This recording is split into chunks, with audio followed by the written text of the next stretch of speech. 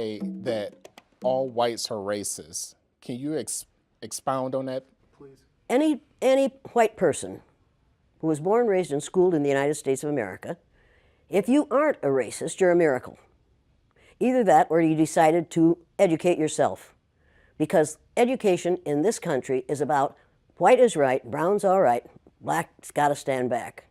Yellow's mellow, but whites, we educate in a way that says that white males have done all the adventures, have made all the adventures, have done all the discovering, have made all, everything that is good and has been accomplished according to social studies, which is actually anti-social studies, by white males. It's a lie. But we do that in order to maintain the myth of white superiority. The myth of race has to be maintained at all costs in this country. Because if white people have to give up the color of their skin as being something that makes them perfect, what do they have left? If we start teaching the truth about history, if we start teaching about Nile Valley contributions to civilization, it will totally change the way we conduct ourselves in the classroom. It will have to. Columbus didn't discover America. You can't discover a place where people are already living. But we celebrate that every October. It's a lie. We need to get over, we need to stop telling the myths and start telling the truth.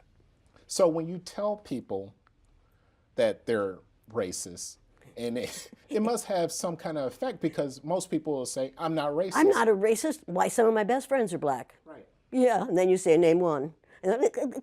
Or this one, I don't see color. And when some woman says to me, I don't see color, I say, I knew that if you saw color, you wouldn't dye your hair that way.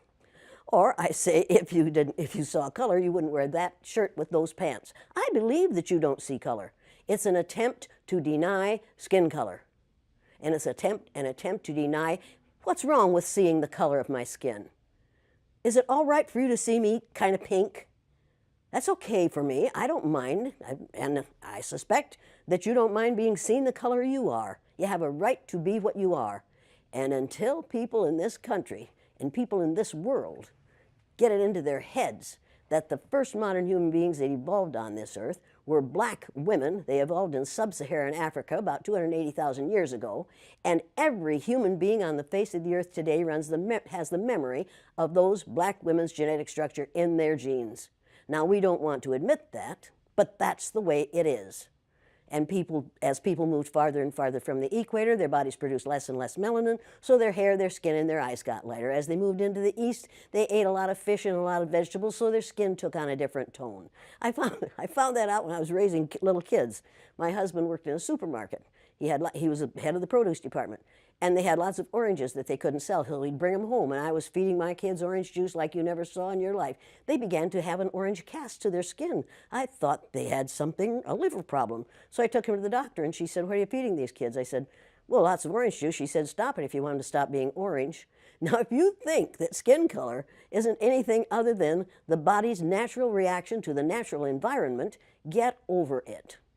So if all white people are racist, according to you, can they be reprogrammed? Of course they can.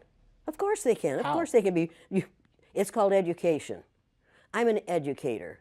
The word educator comes from the root duc dus, which means lead, the prefix e, which means out, the suffix ate, which means the act of, and the suffix or, which means one who does. An educator is one who is engaged in the act of leading people out of ignorance. Wake up, wake up, wake up, wake up.